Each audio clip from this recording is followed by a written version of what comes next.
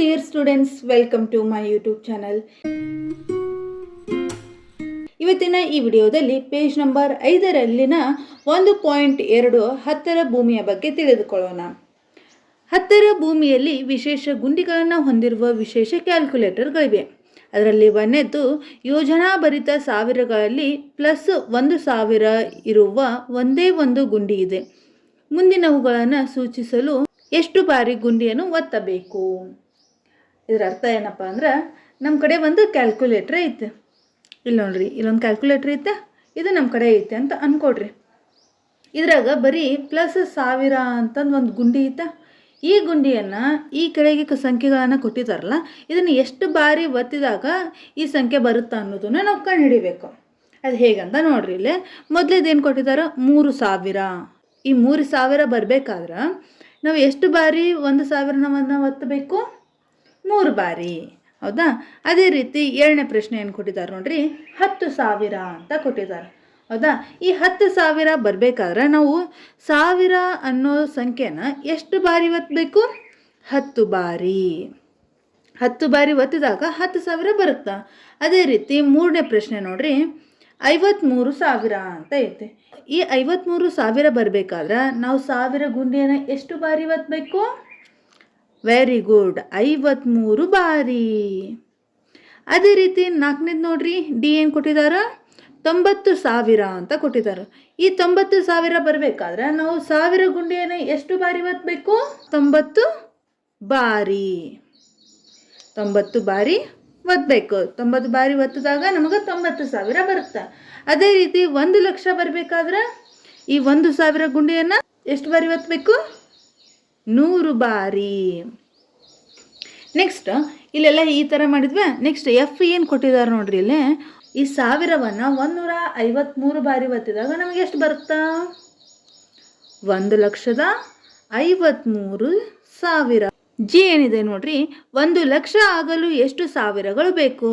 ಈ 1 ಲಕ್ಷ ಆಗಬೇಕಂದ್ರೆ ಎಷ್ಟು ಸಾವಿರಗಳು ಬೇಕು? 100,000. ಇಲ್ಲಿವರೆಗೂ ಅರ್ಥ ಆಗಿದೆ ಅಲ್ರಿ? ನೆಕ್ಸ್ಟ್ ಎರಡನೇ ಪ್ರಶ್ನೆ ನೋಡ್ರಿ, ಬಳಲಿಸುವ ಹತ್ತುಗಳಲ್ಲಿ +10 ಇರುವ ಒಂದೇ ಒಂದು ಗುಂಡಿ ಇದೆ. ಮುಂದಿನವುಗಳನ್ನು ಸೂಚಿಸಲು ಎಷ್ಟು ಬಾರಿ ಗುಂಡಿಯನ್ನು ಒತ್ತಬೇಕು? ಇಲ್ಲಿ ನೋಡ್ರಿ, ಒಂದು ಕ್ಯಾಲ್ಕುಲೇಟರ್ ಕೊಟ್ಟಿದ್ದಾರೆ. ಈ ಕ್ಯಾಲ್ಕುಲೇಟರ್ ಚಿತ್ರದಲ್ಲಿ ಏನೈತಿ? +10 ಅಂತ ಐತೆ. ಹೌದಾ? 10ರ ಗುಂಡಿ ಮಾತ್ರ ಐತೆ. ಈ ಕ್ಯಾಲ್ಕುಲೇಟರ್ ಯೂಸ್ ಮಾಡಿಕೊಂಡು ಈ ಪ್ರಶ್ನೆಗಳನ್ನ ಸಾಲ್ವ್ ಮಾಡೋಣ. ಏನೇನಿದೆ ನೋಡ್ರಿ. ಇಲ್ಲೇ ಮೊದಲದ್ದು ಎ ಏನಿದೆ ನೋಡ್ರಿ, 500 ಅಂತ ಐತೆ. ಹಾಗಾದ್ರೆ 500 ಬರಬೇಕಾದ್ರೆ ನಾವು 10ರ ಗುಂಡಿಯನ್ನು ಎಷ್ಟು ಬಾರಿ ಒತ್ತಬೇಕು? 50 ಬಾರಿ ಒತ್ತಬೇಕು. 50 ಬಾರಿ. ನೆಕ್ಸ್ಟು ಬಿ ಏನಿದೆ ನೋಡ್ರಿ, 780 ಅಂತ ಐತಿ. ಈ 780 ಸಂಖ್ಯೆಯನ್ನು ಪಡೆಯೋಕೆ ನಾವು ಈ 10ರ ಗುಂಡಿಯನ್ನು ಎಷ್ಟು ಬಾರಿ ಒತ್ತಬೇಕು? 78 ಬಾರಿ. ಹೇಗೆ ಅಂತ ಗೊತ್ತಾಗೋಲ್ದಾ? ಇಲ್ಲಿ ನೋಡ್ರಿ, 78 × 10 ಮಾಡಿರಿ. ಅವಾಗ 780 ಬರುತ್ತೆ ಇಲ್ಲ ಅಂತ ಚೆಕ್ ಮಾಡಿರಿ. 10 ಎಂಟ್ಲೆ ಎಷ್ಟು? 80. 10 7 70. 70ಕ್ಕೆ 8 ಕೂಡಿಸಿದ್ರೆ 78. ಹಂಗಂದ್ರೆ ಈ 780 ಬರಬೇಕಾದ್ರೆ ನಾವು 10ನ ಎಷ್ಟು ಬಾರಿ ಗುಣಿಸ್ಬೇಕು? 78 ಬಾರಿ ಗುಣಿಸ್ಬೇಕು. ಅಂದ್ರೆ 78 ಬಾರಿ ಈ +10ರ ಗುಂಡಿಯನ್ನು ಒತ್ತಬೇಕು. ನೆಕ್ಸ್ಟ್ ಸಿ ಏನಿದೆ ನೋಡ್ರಿ, 1,000 ಅಂತ ಐತಿ. ಈ 1,000 ಸಂಖ್ಯೆಯನ್ನು ಪಡಿಲಿಕ್ಕೆ ನಾವು 10ರ ಗುಂಡಿಯನ್ನು ಎಷ್ಟು ಬಾರಿ ಒತ್ತಬೇಕು? 100 ಬಾರಿ. ನೆಕ್ಸ್ಟ್ ಡಿ ಏನಿದೆ ನೋಡ್ರಿ, 3,700 ಅಂತ ಐತೆ. ಈ 3,700 ಸಂಖ್ಯೆಯನ್ನು ಪಡಿಲಿಕ್ಕೆ ಈ 10ರ ಗುಂಡಿ ಎಷ್ಟು ಬಾರಿ ಒತ್ತಬೇಕು? 370 ಬಾರಿ.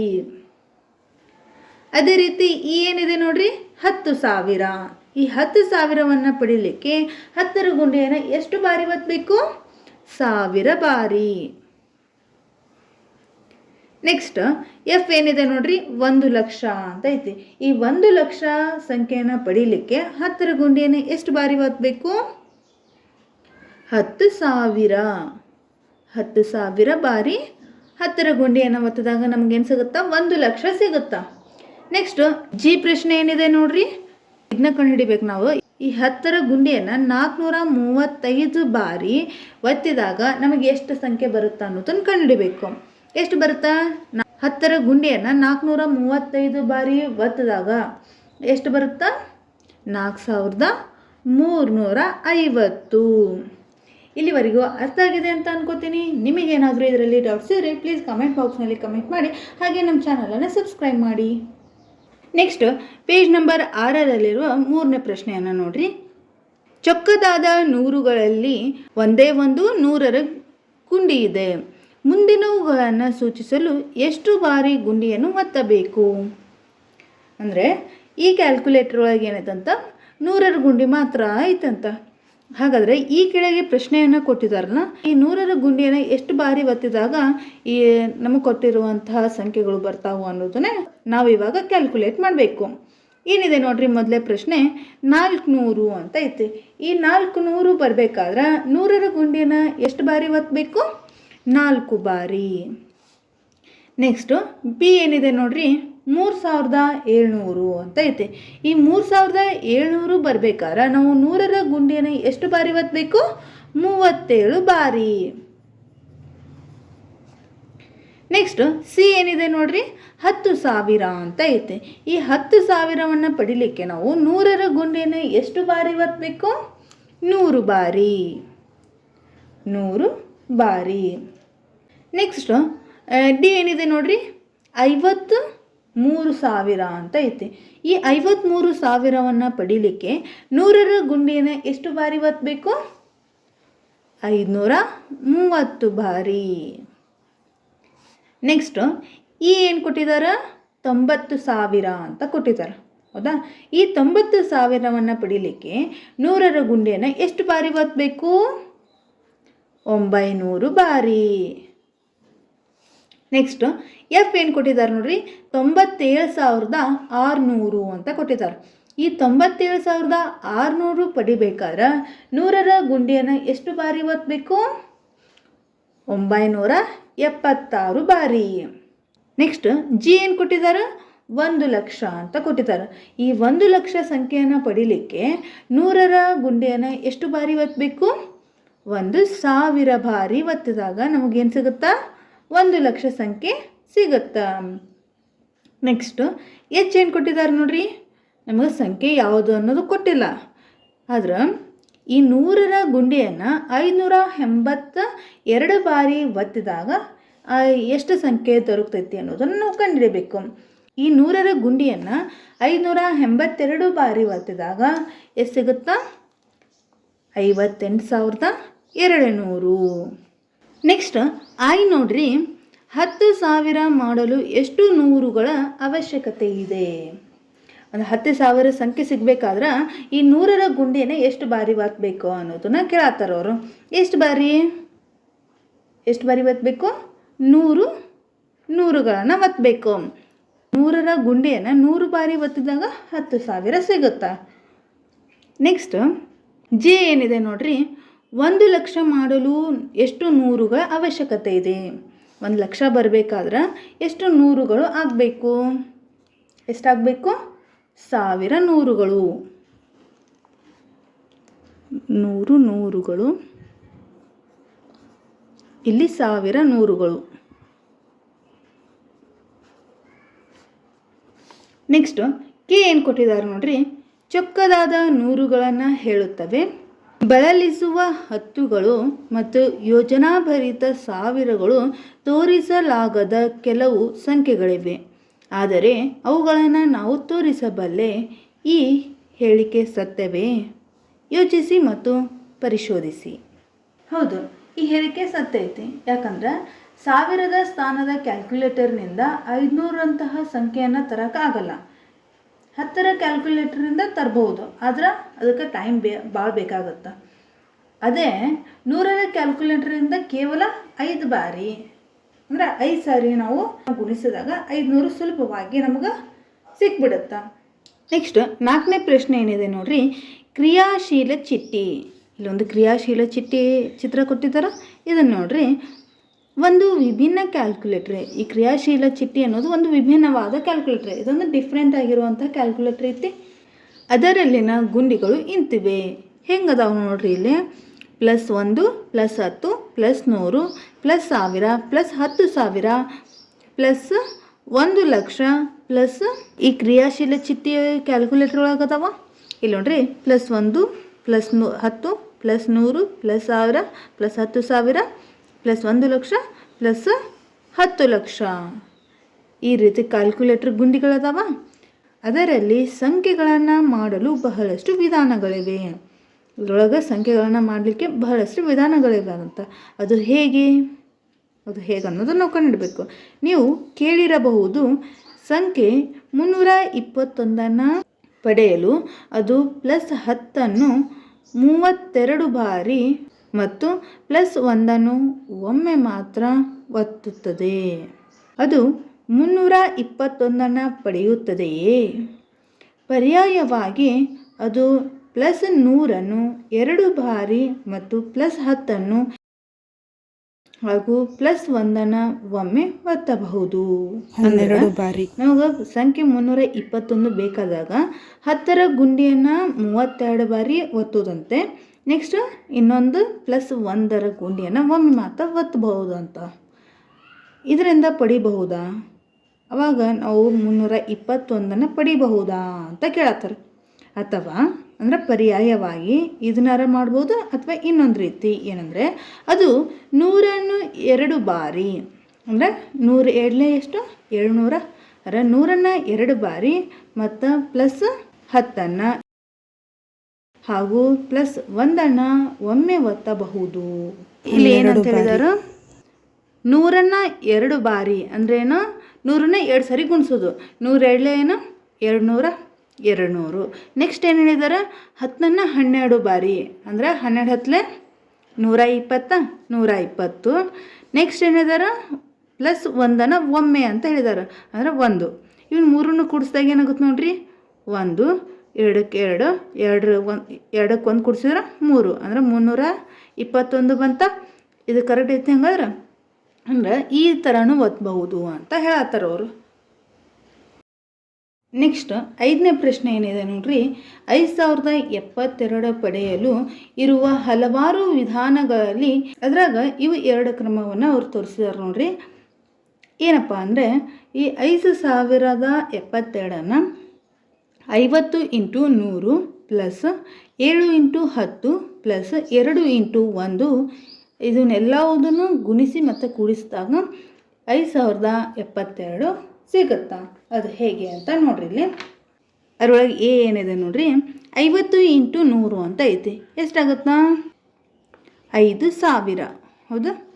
+7 × 10 ಮಾಡಿದಾಗ 7 × 10 +2 × 1 ಮಾಡಿದಾಗ 2. ಇವನ್ನೆಲ್ಲನೂ ಕೂಡಿಸಿದಾಗ ಎಷ್ಟಾಗುತ್ತಾ? 5072. ನೆಕ್ಸ್ಟ್ 2ನೇ ಕ್ರಮವನ್ನು ಕೊಟ್ಟಿದ್ದಾರೆ ನೋಡ್ರಿ. ಇಲ್ಲಿ 3ನ್ನ 1000 ಬಾರಿ, 20ನ್ನ 100 ಬಾರಿ, 72ನ್ನ 1 ಬಾರಿ ಗುಣಿಸಿ ಮತ್ತು ಕೂಡಿಸಿದಾಗ 5072 ಬರುತ್ತೆ. ಅದು ಹೇಗೆ ಅಂತ ನೋಡ್ರಿ.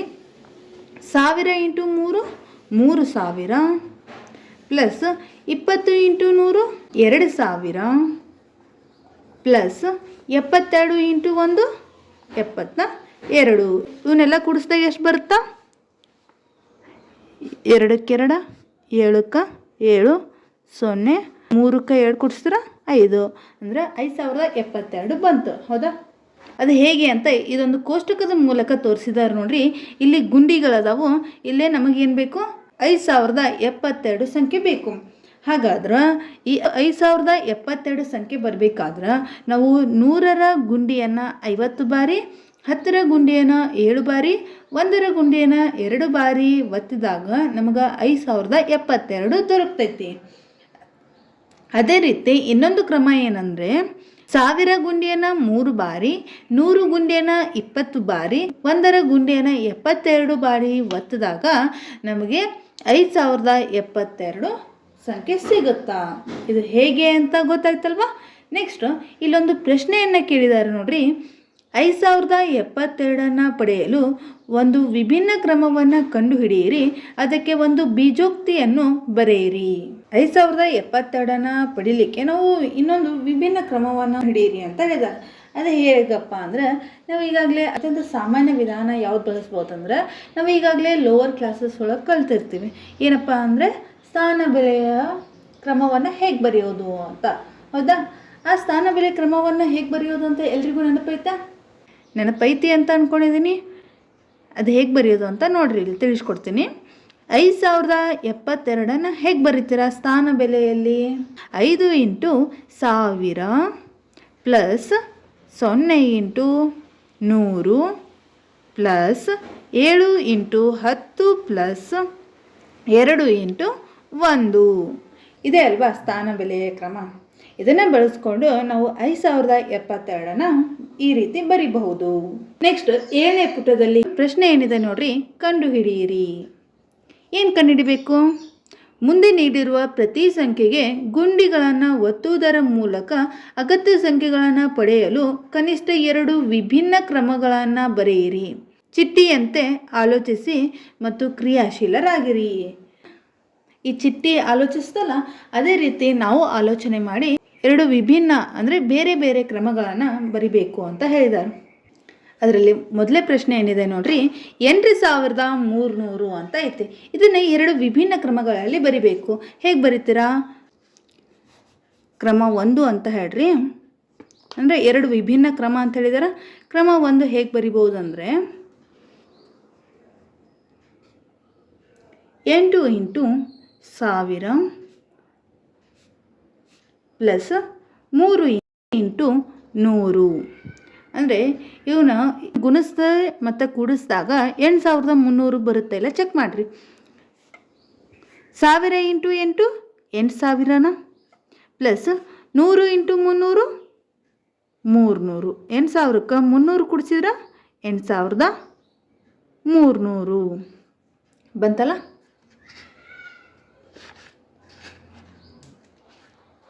8300. ನೆಕ್ಸ್ಟು ಕ್ರಮ 2 ಹೇಗೆ ಬರಿಬೋದು ನೋಡ್ರಿ. ಕ್ರಮ 2 83 × 100. 83ನ 100 ಬಾರಿ ಗುಣಿಸಿದಾಗ ನಮಗೆ 8300 ಬರುತ್ತೆ. ಇದನ್ನು ಚೆಕ್ ಮಾಡೋ ಅವಶ್ಯಕತೆ ಇಲ್ಲ, ನಾನು ನಿಮಗೆ ಗೊತ್ತಾಗಲಿ ಅನ್ನೋದಕ್ಕೆ ಒಂದು ಎಕ್ಸಾಂಪಲ್ ಹೇಳಿದೆ. ನೆಕ್ಸ್ಟು 7ನೇ ಪ್ರಶ್ನೆ ಏನಿದೆ ನೋಡ್ರಿ, ಬಿ ಏನಿದೆ 40629. 40629. ಈ 40629 ಹೇಗೆ ಬರೀತೀರಾ? 4 × 10,000 ಪ್ಲಸ್ 6 × 100 ಪ್ಲಸ್ 2 × 10 ಪ್ಲಸ್ 9 × 1. ಅಥವಾ ಈ ರೀತಿ ಬ್ರ್ಯಾಕೆಟನ್ನು ಹಾಕೋಬಹುದು. ನೆಕ್ಸ್ಟ್ ಇನ್ನೊಂದು ಕ್ರಮ ಹೇಗೆ ಬರೀತೀರಾ? 40 × 1000 ಪ್ಲಸ್ 62 × 10 ಪ್ಲಸ್ 9 × 1 ಮಾಡಿದಾಗ ನಮಗೇನು ಸಿಗುತ್ತಾ? 40629 ಸಿಗುತ್ತಾ. ನೆಕ್ಸ್ಟ್ ಸಿ ಏನು ಕೊಟ್ಟಿದ್ದಾರೆ ನೋಡ್ರಿ, 56354. ಇದನ್ನು ಹೇಗೆ ಬರೀತೀರಾ? 5 × 10,000 ಪ್ಲಸ್ 6 × 1000 ಪ್ಲಸ್ 3 × 100 ಪ್ಲಸ್ 5 × 10 ಪ್ಲಸ್